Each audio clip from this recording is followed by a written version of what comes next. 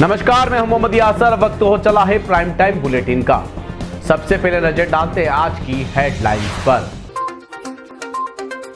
साधारण रैपिडो ड्राइवर के खाते से करोड़ों की वेडिंग पेमेंट, उदयपुर की हाई प्रोफाइल शादी और 331 करोड़ का मनी ट्रेल, ईडी की जांच में चौंकाने वाले खुलासे। ड्यूटी के दौरान रील बनाने वाले बड़गांव हॉस्पिटल प्रभारी doctor Ashok Sharma APO Instagram पर पोस्ट डालकर बोले, किस गलती से हटाया पता नहीं। आईएएस अधिकारी की अभद्र टिप्पणी पर देश भर में आक्रोश, विप्रो फाउंडेशन ने पीएम को भेजा ज्ञापन, कठोर कार्रवाई की मांग। अब खबरें विस्तार से। एक तरफ उदयपुर शहर की सड़कों पर दिन भर राइड बुकिंग का रोज 500 से 600 रुपए कमाने वाला एक साधारण रैपिडो बाइक टैक्सी ड्राइवर, और दूसरी तरफ ताज अरावली में करोड़ों की भव्य डेस्टिनेशन वेडिंग। ईडी की जांच ने इन दोनों को एक ऐसी कड़ी से जोड़ दिया है जिसने पूरे सिस्टम को हिला दिया है, क्योंकि जिस बैंक खाते से लगभग 1 करोड़ रुपए से अधिक का भुगतान उदयपुर की हाई प्रोफाइल डेस्टिनेशन वेडिंग में किया गया था, वह न दुल्हा दुल्हन का था, न इवेंट कंपनी का, और न ही उसने किसी रिश्तेदार का, बल्कि एक गरीब बाइक राइडर का था। ईडी की प्रारंभिक जांच में सामने आया कि इस रैपिडो ड्राइवर के बैंक खाते में 8 महीनों के भीतर करोड़ों रुपए जमा हुए। इतनी बड़ी रकम का फ्लो देखकर बैंक स्टेटमेंट एक अलर्ट हो गया। ड्राइवर ने पूछताछ में बताया कि उसे इन ट्रांजैक्शन की कोई जानकारी नहीं। वह खुद रोजाना 12-14 घंटे बाइक चलाकर मुश्किल से दिन का 500 से 600 रुपए कमाता है। ईडी का दावा है कि यह खाता किसी मनी लॉन्ड्रिंग नेटवर्क का हिस्सा बनाया गया, जिसे ड्राइवर को बिना बताए ऑपरेट किया गया। ईडी का संदेह है कि यह पूरा ट्रांजैक्शन नेटवर्क गैर कानूनी ऑनलाइन बेटिंग ऐप और उससे जुड़े हवाला सर्किट का भी हो सकता है, क्योंकि कई पेमेंट नोडर्स फर्जी आईडी, बैंक एंड वॉल्टर्स और सेल कंपनी अकाउंट इस चेन से जुड़े मिले हैं। ऐसे मामलों में साधारण कम आय वाले लोगों के खातों का उपयोग फ्रंट के तौर पर किया जाता है, ताकि असली नेटवर्क पीछे से खुद को छिपा सके। जांच तब दिलचस्प मोड़ पर पहुंची जब ईडी ने अक्टूबर-नवंबर 2024 के बैंक स्टेटमेंट ट्रैक किए। रिपोर्ट के अनुसार ताज अरावली उदयपुर में हुई एक भव्य डेस्टिनेशन वेडिंग, जिसका खर्च आयोजन एजेंसियों और होटल बिलों के मुताबिक कई करोड़ों में था। इस शादी के लगभग 1 करोड़ से अधिक भुगतान यही रैपिडो ड्राइवर के खाते से किए गए थे। हैरानी की बात यह है कि शादी करने वाले परिवार का इस ड्राइवर से कोई संबंध नहीं निकला। होटल और इवेंट मैनेजमेंट कंपनी का कहना है कि पेमेंट थर्ड पार्टी अकाउंट से आया था, जो कई बार डेस्टिनेशन वेडिंग्स में देखने को मिलता है। मगर अब ईडी पूरे पेमेंट फ्लो का खंगाल रही है। जांच के 2 मुख्य एंगल भी उभरे हैं। खाता और केवाईसी डॉक्यूमेंट किसी गैंग के हाथ लगे या डिजिटल तरीके से हैक किए गए हैं, या फिर मोटी रकम का ऑफर देकर खाता किराए पर लिया गया है, जिसका ड्राइवर को अंदाजा तक नहीं था कि उसका दुरुपयोग कैसे हो रहा है। ईडी इस बात की भी जांच कर रही है कि क्या खाते के साथ जुड़ा मोबाइल नंबर और यूपीआई किसी और के कब्जे में था। पूछताछ में ड्राइवर ने बताया कि उसे अपने बैंक के कभी इतने बड़े ट्रांजैक्शन दिखे ही नहीं। वह साधारण एंड्रॉयड फ़ोन इस्तेमाल करता है, उसे किसी पेमेंट का नोटिफिकेशन भी नहीं आता था। वह खुद किसी ऐप या ऑनलाइन गेमिंग बैटिंग प्लेटफॉर्म से जुड़ा भी नहीं। ईडी अब ड्राइवर के digital footprint, ATM location, phone data और ईमेल लॉग की जांच कर रही है। अधिकारियों के मुताबिक यह मामला अभी शुरुआत है, आगे कई और बड़े नामों की कड़ी सामने आ सकती है। उदयपुर के बड़गांव सैटेलाइट हॉस्पिटल के प्रभारी डॉक्टर अशोक शर्मा को ड्यूटी में लापरवाही और सोशल मीडिया पर रील बनाने जैसे आरोप के चलते चिकित्सा विभाग ने एपीओ कर दिया। संयुक्त शासन सचिव निशा मीणा ने गुरुवार देर शाम इसके आदेश जारी करते हुए उन्हें जयपुर मुख्यालय में उपस्थिति होने के निर्देश दिए हैं। डॉक्टर शर्मा ने अपने इंस्टाग्राम अकाउंट पर मरीजों से जुड़ी रील और वीडियो लगातार पोस्ट करते रहे हैं। इनके इंस्टाग्राम पर 3.10 लाख फॉलोवर हैं, जिसके कारण वे सोशल मीडिया पर काफी लोकप्रिय हैं। लेकिन ड्यूटी के दौरान रील बनाने, समय पर हॉस्पिटल नहीं पहुंचने और पेशेवर आचरण से जुड़े सवालों को लेकर विभाग की ओर से लगातार शिकायतें मिलती रही थी। एपीओ के बाद इंस्टाग्राम पर 2 वीडियो पोस्ट किए। एपीओ आदेश के बाद डॉक्टर शर्मा ने अपने इंस्टाग्राम पर 2 वीडियो साझा किए हैं। पहले वीडियो में उन्होंने कहा, मुझे क्यों और किस गलती से हटाया गया वह मुझे नहीं पता। दूसरे वीडियो में वे शुक्रवार को फिर उसी हॉस्पिटल के ओपीडी में मरीजों का उपचार करते दिखे। इस दौरान वे मरीजों से कहते नजर आए, कुछ मरीजों का इलाज बाकी रह गया था इसलिए आया हूं। मेरा ऑर्डर आ गया है, अब जा रहा हूं। मैं सोमवार तक यहां हूं, इलाज करा लो। उनकी इन पोस्ट के बाद सोशल मीडिया पर बड़ी संख्या में लोगों ने समर्थन और सवाल दोनों तरह की प्रतिक्रिया दी है। एपीओ किए जाने के बाद अब डॉक्टर शर्मा को जयपुर मुख्यालय से अटैच कर दिया गया है। विभागीय जांच पूरी होने के बाद आगे की कार्रवाई तय होगी। इस पूरे प्रकरण में चिकित्सा विभाग में डॉक्टर्स के सोशल मीडिया व्यवहार, ड्यूटी, अनुशासन और अस्पताल प्रबंधन को लेकर नई बहस शुरू हो गई है। देखो, ये 6 महीने पहले का एक्सरे है। ये लड़का, यंग लड़का, इसकी उम्र मान लो 25 साल होगी। कितनी साल है? 25 साल। इसका एक्सरे देखो, आप देखो, एक्सरे दिखाए ना, एक एक्सरे देखो, इसमें क्या बचा हुआ है। इसको मैंने बहुत फटकारा, बहुत डांटा। स्मोकिंग करता था, ये बीड़ी वगैरह पीता था। बीड़ी पीता था ना, खूब कितनी पीता था? खूब पीता था, पूरे दिन में 1 पैकेट हो जाता, 1 पैकेट रोज पीता था ये।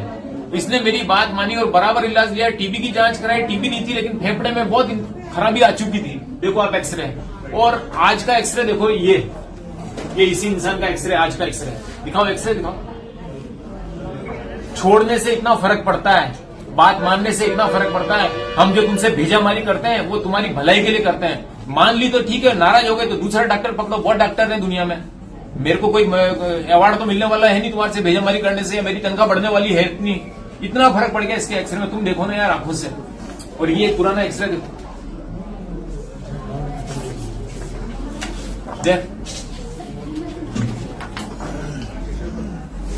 बात मानने का फर्क है, धुएं से हमेशा दूर रहना। ब्राह्मण समाज की बेटियों को लेकर कथित रूप से अभद्र और आपत्तिजनक टिप्पणी करने वाले आईएएस अधिकारी संतोष वर्मा के खिलाफ देश भर में आक्रोश उभर आया है।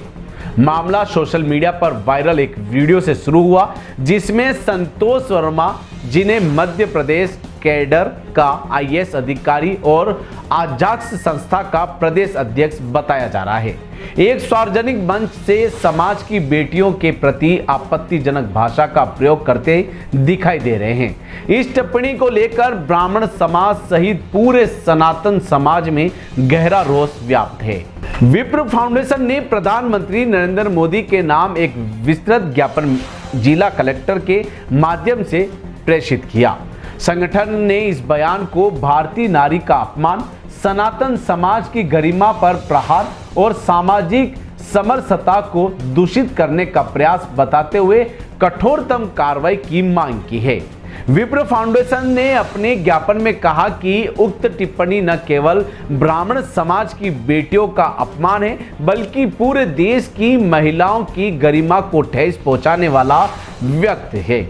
संगठन के अनुसार एक संवैधानिक पद पर आसीन अधिकारी द्वारा ऐसी निम्न स्तरीय भाषा का प्रयोग न केवल अनुचित है, बल्कि प्रशासनिक सेवा की मर्यादा के खिलाफ भी है। विप्र फाउंडेशन ने प्रधानमंत्री से यह मांग की है कि संतोष वर्मा को तत्काल प्रभाव से उनके पद से बर्खास्त किया जाए और उनके खिलाफ विधि सम्मत कठोर कार्रवाई की जाए। संगठन का कहना है कि इस प्रकरण में स्पष्ट और उदारात्मक कदम उठाकर यह संदेश देना आवश्यक है कि नारी सम्मान, सामाजिक सौहार्द और राष्ट्रीय एकता के साथ किसी भी प्रकार से छेड़छाड़ बर्दाश्त नहीं की जाएगी। ज्ञापन में कहा कि आज पूरा सनातन समाज इस मामले में केंद्र सरकार की निर्णायक कार्रवाई की प्रतीक्षा कर रहा है। फंड दिया गया है IAS के खिलाफ, क्या बोलते हैं?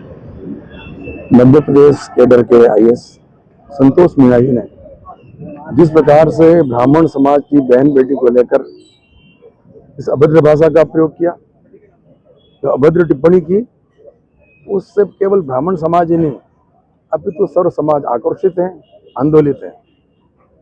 हमारा राष्ट्रपति जी से इस ज्ञापन के माध्यम से अनुरोध है कि ऐसे अधिकारी को तुरंत प्रभाव से बर्खास्त किया जाए और भविष्य में कोई भी ऐसा अधिकारी और कोई भी व्यक्ति, जब हम सामाजिक समरसता की बात करते हैं तो इस प्रकार का एक वातावरण को दूषित करने का प्रयास नहीं हो, और जब तक इस व्यक्ति के खिलाफ कठोर से कठोरतम कार्रवाई नहीं होगी तब तक सभी समाज चैन से नहीं बैठेंगे।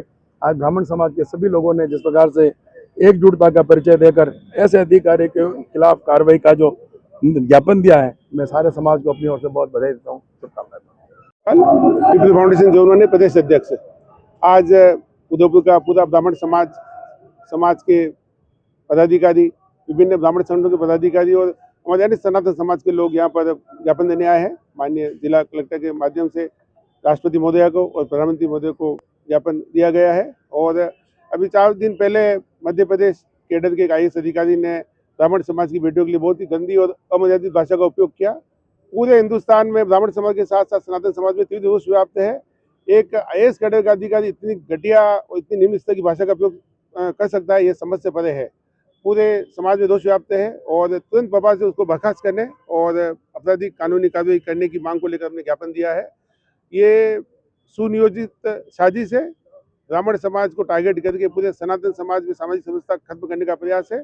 और सरकार अगर कोई एक्शन नहीं लेगी तो और भी ज़्यादा माहौल खराब हो सकता है और हमारी सामाजिक समरसता भंग हो सकती है। ऐसे अधिकारी के खिलाफ कठोर कार्रवाई करके एक मैसेज दिया जाए ताकि आगे से कोई भी इस तरह की घटना न करे, इसे बयान न देवे। एक महिला के समाज की बेटियों के लिए और महिलाओं के लिए इस तरह का बयान बहुत ही दुर्भाग्यपूर्ण बात है और कोई एक IAS अधिकारी इस तरह का बयान कैसे दे सकता है, समझ से परे है। अधिकारी माफी मांगी है और सार्वजनिक रूप से, और उन्होंने कहा है कि मेरे बयान को तोड़ मरोड़ कर पेश किया गया है। बयान को कोई तोड़ मोड़ कर पेश नहीं किया गया है, वीडियो हमारे सामने है। उसने खुलकर बोला है कि या तो मेरे बेटे को ब्राह्मण समाज में बेटी न देवे या उससे संबंध बनाए। इस तरह की घटिया मानसिकता, चूंकि हम सभ्य समाज के लोग हैं और हम भारत की सामाजिक समरसता खत्म नहीं करना चाहते हैं, लेकिन वो तालिबानी दंड जैसा होना चाहिए वैसा दंड उसके लिए होना चाहिए। लेकिन चूंकि ब्राह्मण समाज भारत की सामाजिक समरसता को खत्म नहीं करना चाहता है और हम उसके लिए कि संतोष वर्मा को दोषी मानते हैं, इसलिए सरकार से हम मांग करते हैं कि उसको कठोर से कठोर, कड़ी से कड़ी कार्रवाई उसके खिलाफ की जाए ताकि दोबारा ऐसी घटनाएं पूरे हिंदुस्तान में न घटें। सभी समाज की बहन बेटियां हमारे लिए मतलब क्या सम्माननीय, आदरणीय है। माफी से उसको क्षमा नहीं किया जा सकता है, उसके खिलाफ कठोर कानूनी कार्रवाई और उसको बर्खास्त करना है। पूर्व में भी उसका रिकॉर्ड खराब रह चुका है, उसको देखते हुए कठोर कार्रवाई जरूरी है। अगर आपको भी इस वेडिंग सीजन शादी की शॉपिंग करनी हो, इलेक्ट्रॉनिक हो, होम अप्लाइंसेस हो या फिर फर्नीचर, तो आ जाइए उदयपुर के अंदर लोकेटेड मयंक इलेक्ट्रॉनिक पे, जहां पर आपको ये सारी चीज़ें अवेलेबल मिल जाएगी एक ही जगह पर। नमस्ते दोस्तों, मैं Hitesh Jain, owner Mayank electronics 2.0 and Mayank electronics mobile world. शादी की पूरी शॉपिंग करने पे हम दे रहे हैं लाडली बिटिया को 6,990 रुपये का गिफ्ट, जिसमें से हम आपको दे रहे हैं mixer, tiffin box, pillow, bedsheet, comforter, iron और 3 लीटर कुकर। इतना प्राइस आपको कोई नहीं देगा पूरे उदयपुर में। तो आज ही आइए, आपकी शादी का सामान सारा बुक कराइए। Mayank electronics 2.0 sector 14 100 feet road. धन्यवाद।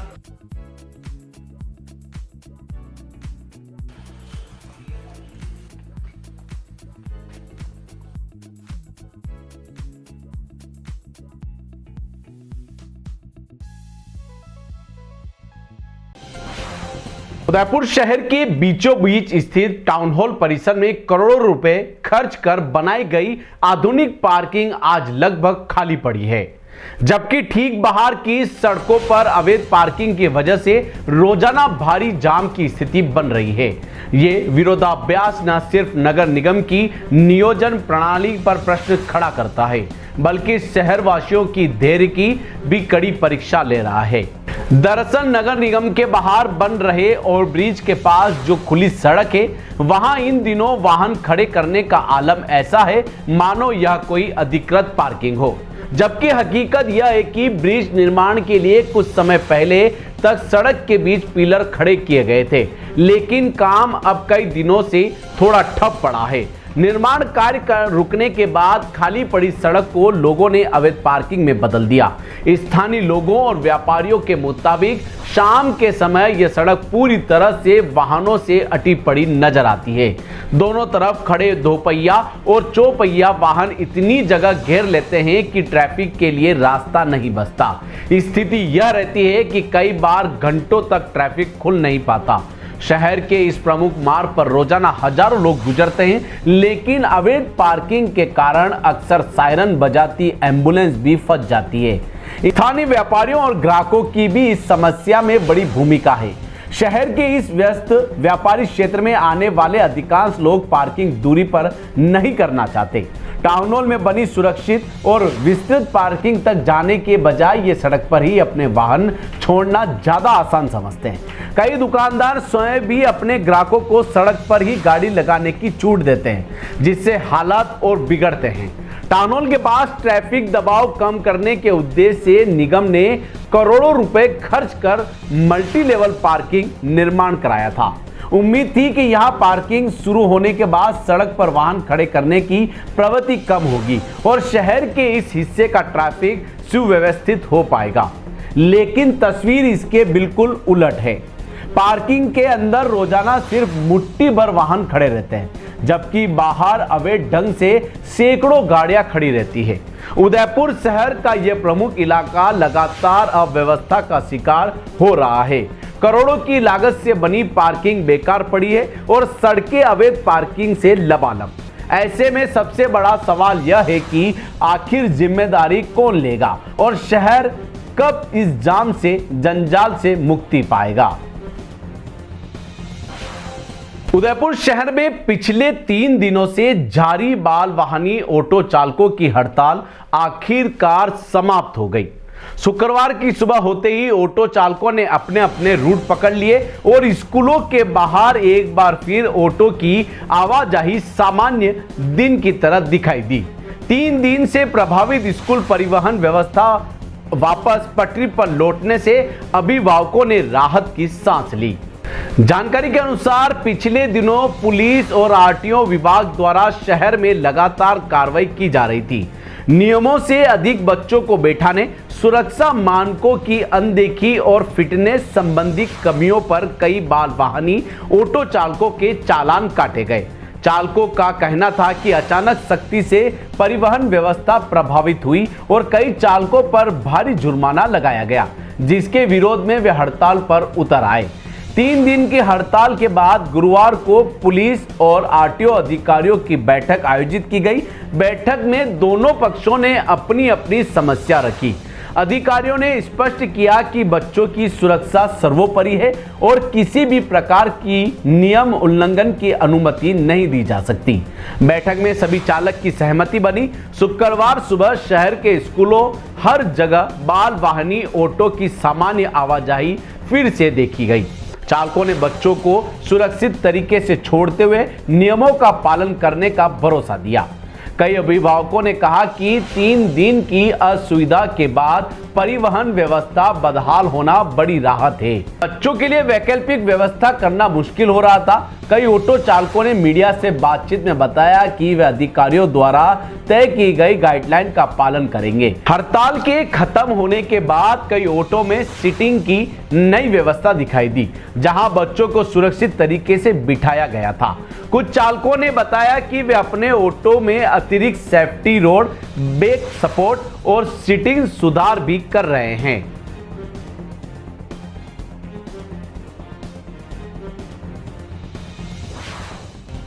उदयपुर का Pacific medical college and hospital Udaipur ने एक बार फिर अपनी चिकित्सा विशेषज्ञता का लोहा मनवाते हुए असंभव माने जा रहे एक केस को सफलतापूर्वक अंजाम दिया।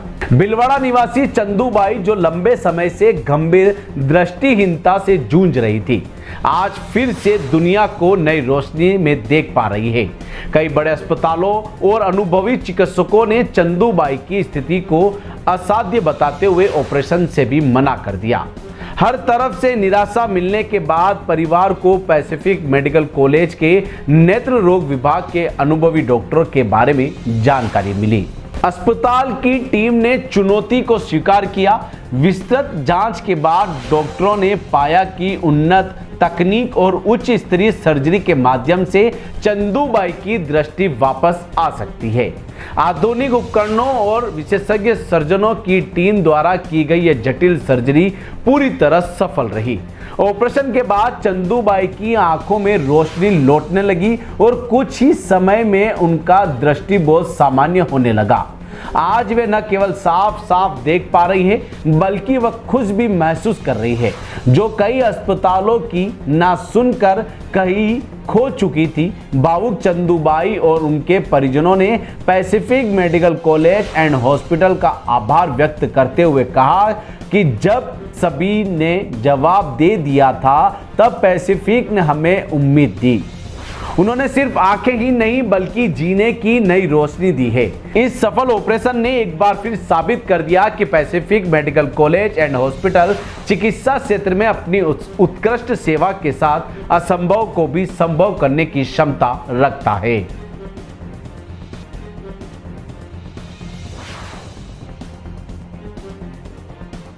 एक महीने पहले इनको बहुत जोर आंख में दर्द हुआ था, तो वहां से मैं गांव से लेकर आया, भीलवाड़ा 2-3 हॉस्पिटल में दिखाया था।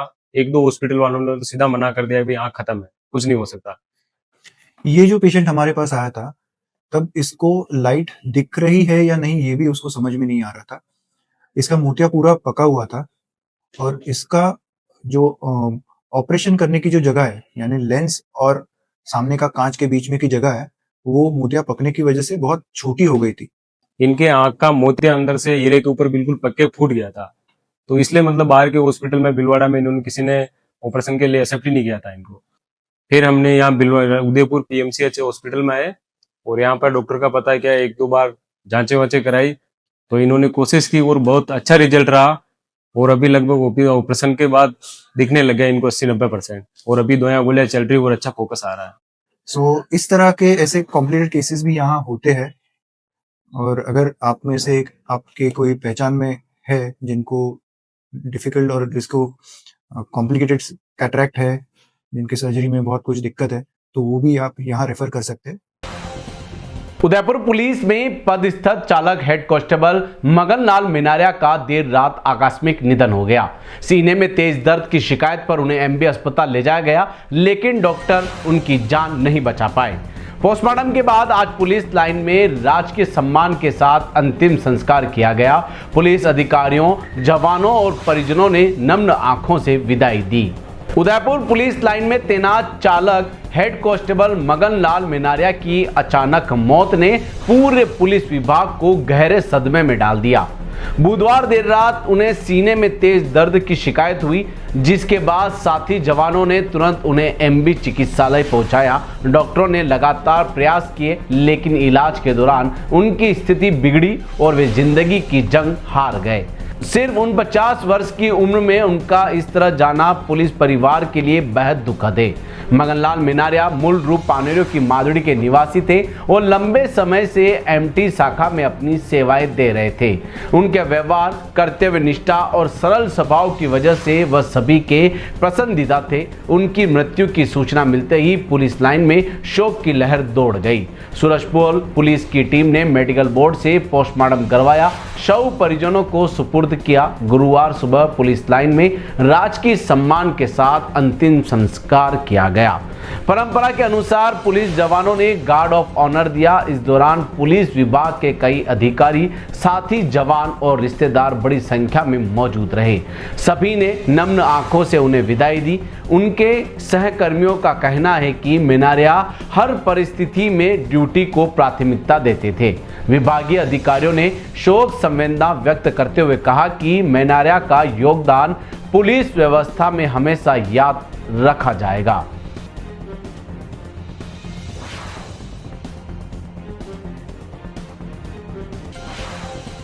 उदयपुर के मल्ला तलाई क्षेत्र में देर रात एक ऐसा हादसा हुआ जिसने लोगों का दिल दहला दिया। सरकारी उपभोक्ता भंडार के बाहर तेज रफ्तार में दौड़ती एक कार ने सामने से चल रहे 2 बाइक सवारों को जबरदस्त टक्कर मार दी। टक्कर के बाद कार अनियंत्रित होकर सीधे सड़क किनारे खड़े पेड़ में जा भिड़ी और पेड़ पूरी तरह टूटकर नीचे गिर पड़ा। प्रत्यक्षदर्शियों का आरोप है कि कार चालक नशे में था, जिससे यह बड़ा हादसा हुआ है। उदयपुर के मल्ला तलाई इलाके में गुरुवार आधी रात करीब 12:30 बजे अचानक एक जोरदार धमाके जैसी आवाज गूंजी और पूरा क्षेत्र मानो थम सा गया। अरावली हॉस्पिटल के सामने बने सरकारी उपभोक्ता भंडार के बाहर यह भयावह हादसा उस समय हुआ जब सड़क पर सामान्य रूप से दो युवक अपनी बाइक से आगे बढ़ रहे थे। तभी पीछे से जीजे नंबर की एक तेज रफ्तार कार लापरवाही से दौड़ती हुई आई और बाइक को जोरदार टक्कर मार दी। टक्कर इतनी तेज थी कि कार नियंत्रण खो बैठी और सीधी सड़क किनारे खड़े एक बड़े पेड़ पर जा टकराई, जिससे पूरा पेड़ जड़ से टूटकर नीचे गिर पड़ा और पेड़, कार और बाइक सब एक साथ मलबे के ढेर में तब्दील हो गए। हादसे की तीव्रता का अंदाज इसी बात से लगाया जा सकता है कि कार के एयरबैग तक खुल गए। स्थानीय लोगों ने बताया कि कार चालक शराब के नशे में था और काफी देर से तेज गति से वाहन घुमा रहा था। प्रत्यक्षदर्शियों का कहना है कि कार की हालत देखकर साफ अंदाजा लगाया जा सकता था कि चालक पूरी तरह नियंत्रण खो चुका था। लोग हैरान थे कि इतनी भारी टक्कर के बाद भी कोई बड़ी जनहानि नहीं हुई। बाइक सवारों ने खुद को किसी तरह संभाल लिया, जिससे उनकी जान बच गई। हादसे के बाद मौके पर अफरा तफरी मच गई। आसपास के लोग तुरंत बाहर निकल आए और कार में फंसे चालक की हालत देखने में जुट गए। घटना ने इलाके में गुस्सा और डर दोनों फैला दिया, क्योंकि नशे में ड्राइविंग की वजह से यह हादसा और भी बड़ा रूप ले सकता था। फिलहाल मामले की सूचना पुलिस को दे दी गई और आगे की कार्रवाई की प्रतीक्षा की जा रही है।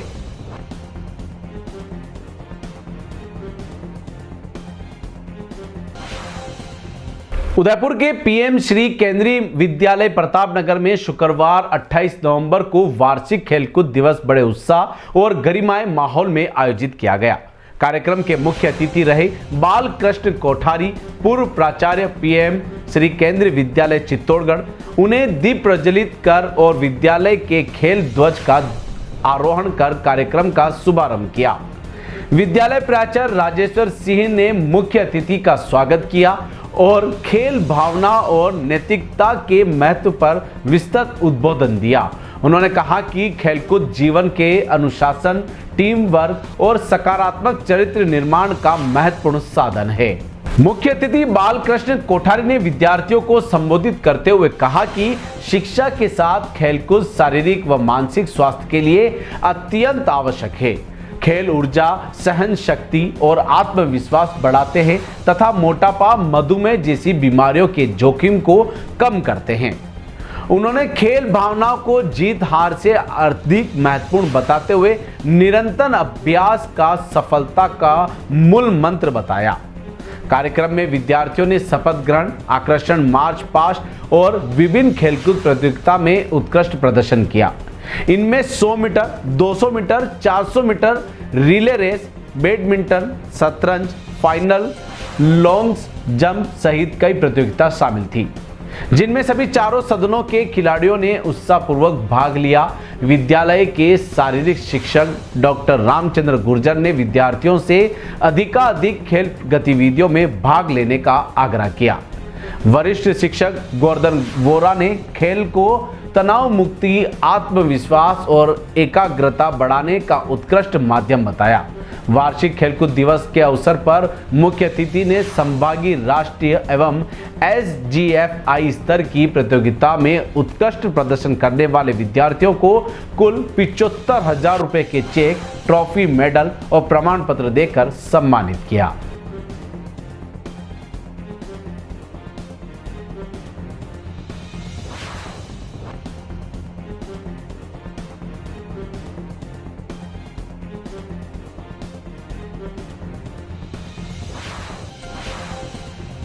नाथद्वारा नगर के बस स्टैंड स्थित बस पार्किंग के सामने नेशनल हाईवे की सर्विस रोड पर शुक्रवार सुबह एक दिल दहला देने वाला हादसा हो गया। एक तेज रफ्तार ट्रेलर ने मोटरसाइकिल सवार को कुचल दिया, जिससे युवक की मौके पर ही दर्दनाक मौत हो गई। हादसे के बाद से स्थानीय लोगों में भारी आक्रोश है, क्योंकि जिस जगह पर दुर्घटना हुई वहां पिछले कई दिनों से RUDIP की ओर से पाइपलाइन बिछाने के लिए की गई गहरी खुदाई को यूं ही खुला छोड़ दिया गया है। प्राप्त जानकारी के अनुसार लालबाग की ओर से आ रहे तेज रफ्तार ट्रेलर को देखकर बाइक सवार ने किनारे होकर अपनी मोटरसाइकिल को संतुलित करने की कोशिश की, लेकिन सड़क के एक ओर हुई 4 फीट तक की गहरी खुदाई में बाइक का पहिया फंस गया और वह असंतुलित होकर नीचे गिर पड़ा। इसी दौरान पीछे से आ रहे ट्रेलर ने युवक को कुचल दिया। जोरदार टक्कर और चिल्लाहट के बाद मौके पर मौजूद लोगों ने दौड़कर देखा तो बाइक सवार लहूलुहान सड़क पर पड़ा था और उसकी मौके पर ही मौत हो चुकी थी। प्रत्यक्षदर्शियों के अनुसार ट्रेलर की रफ्तार काफी तेज थी। दूसरी तरफ रोड पर RUDIP की ओर से पाइपलाइन बिछाने के लिए की गई खुदाई बिना किसी पर्याप्त सुरक्षा व्यवस्था और चेतावनी संकेतों के खुले रूप में पड़ी थी। ऐसे में बाइक सवारों और राहगीरों का संतुलन बिगड़ा आम बात हो गई है। लोगों ने बताया कि सर्विस रोड खुदाई के कारण बहुत सक्रिय हो गई है। आए दिन वाहन फिसलते हैं, गड्ढों में गिरते हैं, लेकिन संबंधित विभाग की ओर से अभी तक उचित बैरिकेडिंग या चेतावनी बोर्ड नहीं लगाए गए हैं। यही लापरवाही आज एक जान ले गई।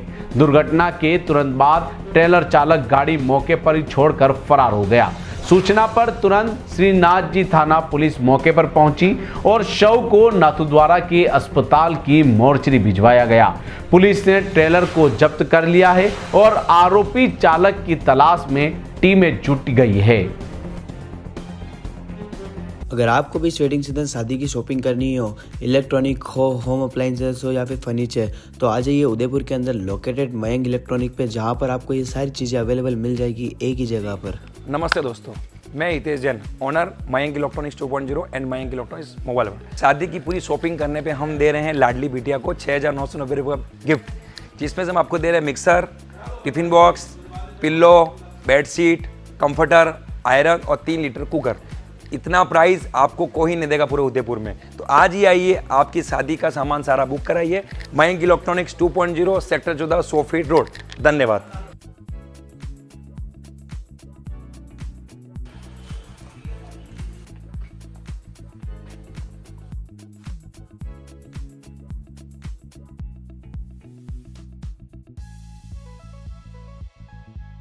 टी न्यूज राजस्थान के बुलेटिन में फिलहाल अब तक के लिए इतना ही।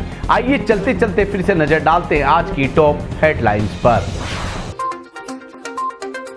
साधारण रैपिडो ड्राइवर के खाते से करोड़ों की वेडिंग पेमेंट, उदयपुर की हाई प्रोफाइल शादी और 331 करोड़ का मनी ट्रेल, ईडी की जांच में चौंकाने वाले खुलासे। ड्यूटी के दौरान रील बनाने वाले बड़गांव हॉस्पिटल प्रभारी doctor Ashok Sharma APO Instagram पर पोस्ट डालकर बोले, किस गलती से हटाया पता नहीं। IAS अधिकारी की अभद्र टिप्पणी पर देश भर में आक्रोश, विप्रो फाउंडेशन ने PM को भेजा ज्ञापन, कठोर कार्रवाई की मांग। आज के बुलेटिन में इतना ही। अब दीजिए इजाजत मोहम्मद यासर को। ऐसी ही तमाम बड़ी खबरें देखने के लिए बने रहिए टी न्यूज के साथ। नमस्कार।